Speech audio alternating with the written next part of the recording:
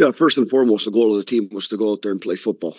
That's one thing we discussed over this month of preparation and making sure that we go and stick with our identity. We know the challenge is big, and a lot of it has to do with the physical components of it. So we wanted to be able to be good on the ball, control, be brave. And I think when I just look at the game right now after the game, I think we've done an excellent job there. And it's unfortunate because when you give up a goal there in injury time in first half, it's a lot different. 1 minute later, if that doesn't go in, you come into the change room. It's a different, let's say, mood in the team. But that's football. We can't count when the goals come or how they come. Well, gentlemen, here. Probably just down to a little bit of the next question, but would you say that the attacking wide open style was exactly how you wanted to play this game in terms of the identity of the game? And can you just talk a little bit about your decision to play Benny a little bit more centrally, where some coaches may have opted for maybe a no or a more defensive player, considering how we were in the season, but why you wanted to play that way in that attacking style so well? Yeah, I think it's important when you play at home. Doesn't matter who you play, that you stick to an identity, that you do something that's good for the long process of the team. We know guys can attack. We wanted to make sure that we create. We wanted to make sure that we weren't caught lower on the field, because these games can go easily that way. And this gave us a very good opportunity to do it. And I think the guys did it well. I thought our build-up play was excellent. The players were brave in how they were making decisions. I'll be honest, a little bit better than I thought for this part of the season, right? They did a good job at getting forward and pressing, and we did a great job of getting out. Some of the things we worked on, you look at the goal we've scored, it's come exactly from what we wanted to see. Maybe we wanted to see that a little bit more. So we know what we have to do in game number 2. It's as simple as that. That's where we are. Hi, Bobby. Do you think it was smart decision to go into the season at Querétaro, knowing that you guys are really strong with the field and the weather here? Just coming to that today. Yeah, I think when you look at it, you look at how you give yourself the best opportunity to prepare. Preparing at altitude, I think, gives you a little bit of a slingshot effect when you get back here, and that's part of it.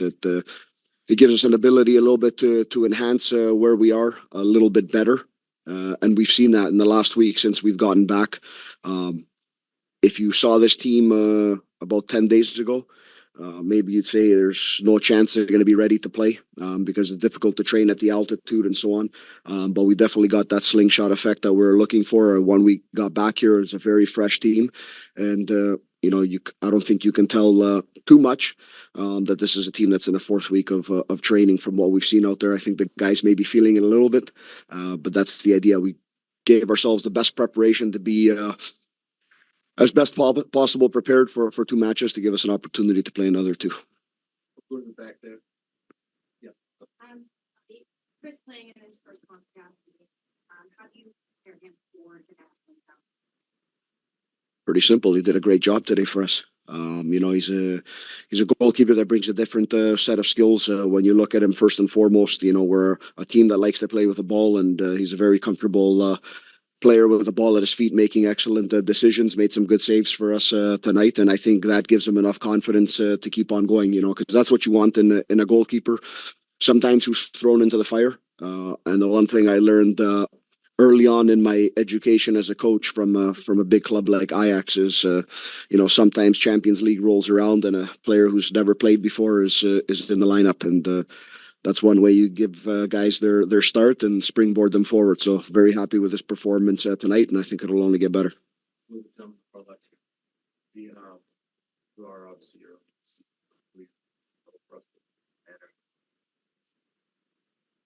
Yeah. 100%. If you look at them, they're, the first 2 goals, it's a fine line that we're playing there, between a player being onside and offside. And, the second goal is the tough one because it's something that they work very well. Something we've seen a lot in video, just that cut in and play into the back post with usually 2 runners. It's not the first time we've seen it from Chivas quite a bit.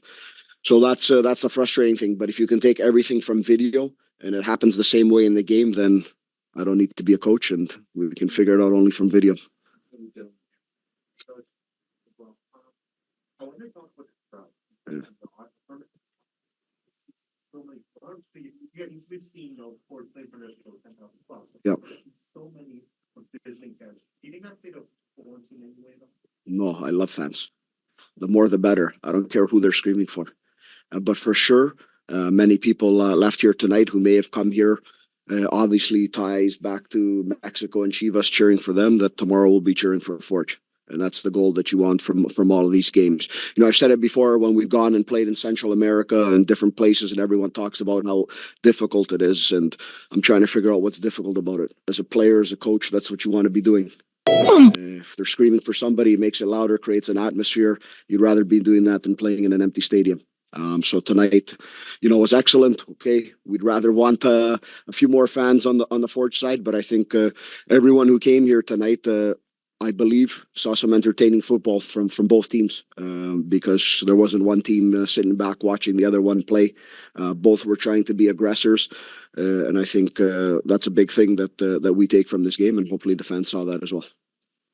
Speaking of the crowd, the attendance was 11,513, 11,513. That's a record for a Concacaf match here in Hamilton, Canada.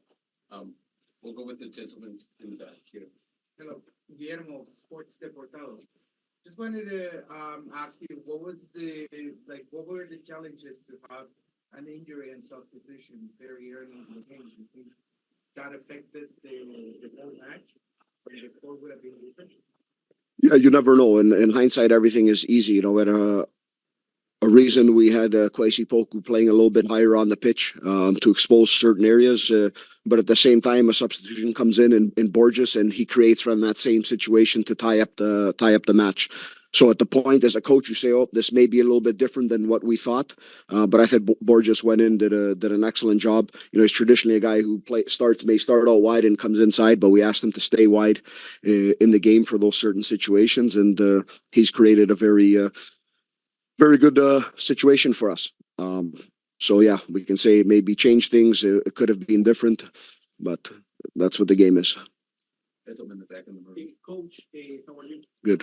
Do you believe we know the defense is in a working process, but do you still miss maybe Rama, maybe Jensen, or what do you think if they were here, you think we will end up having a better result? It's always easy to say that, but the one thing you go from year to year, it's you're always going to have a different team, one, two different players. I'll flip the question back to the crowd, and nobody needs to answer this, but how was Maliko Alabi Belabu today? I think excellent. How was Garvin Matusala today? Excellent. Alex Johnson started training 2 weeks ago. Took a while to re-sign him. We got him. We're happy, but he never hit the training pitch till 2 weeks ago. So yeah, it's nice to have different players, but today we saw, and what I talked about a couple of days ago in the press conference too. It's that's the beauty of this game. That's the beauty of what we're doing in here. You're going to have very good players play here, have a lot of success, leave, move on for more successes, and then it's the next guys up who we've been grooming, working with, and today we saw in a big pressured match that those guys were excellent. What do you feel that you think? Going forward, we have in 6 days a game in Guadalajara. That's the only forward that we look at right now, and seeing how we can turn this tie and give us an opportunity to advance in Champions Cup. On to the online with Thomas Hewitt. Thomas, can you hear us? Thomas, do you hear us? Thomas Hewitt?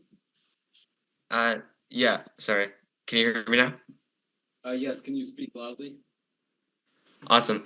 Yeah. Hi, Bobby. I'm just curious what you saw kind of down the stretch of the game. Chivas kind of had you trapped for a little bit there, and then you got out of it and you started having some really great offensive looks and passes. I'm just wondering how you can kind of take the lessons that you learned in terms of controlling the ball at the in the latter stage of this game, and take that into the next one. Yeah, I think what we had to do a little bit more in the second half, and we didn't do in the first half that we wanted, was attacking a little bit more in depth. sometimes I use a phrase: we have to artificially lose the ball behind the defensive line just to gain the field, counter press, and do different things. We weren't doing enough of that in the first half. We're trying to look sometimes for the perfect attack, and you're not going to find the perfect attack at this point against Chivas. I think in the second half we did a better job of that. Whether we finished the attack or whether we artificially lost the ball, and in doing that, I think we were able to put a lot more pressure on them deeper in the pitch. We were able to regain possession higher up on the field in a quicker time period, and that gives you an opportunity to get attacks and encounter moments in those 5 to 10 seconds when the opponent's not organized. Thank you. Unless there's any questions here, are you, one more. Finish up. Go. You mentioned that it's still the aim to try and progress next week, and obviously, we appreciate the sports of that. Do you think any serious changes to the game plan next week and whatnot? As coaches, we have a vision of a game that we just played and we just saw live. It's one of the reasons I don't talk a lot to the players after the game, because we have one thing that we just saw live, and there's another thing we're going to start watching now, which is video that gives us also the reality. Maybe it validates what we see, and maybe it's something that's totally different. So it's hard to answer that question until we've seen the match over, to be able to get a good look at where things are, to see if what we wanted to do today can work again, or if we need to change a few things in the match plan. Concludes our press conference with Coach. Coach, thank you for your time tonight. We will move on to the next zone in the caretakers lounge. We'll have players come through. Thank you all.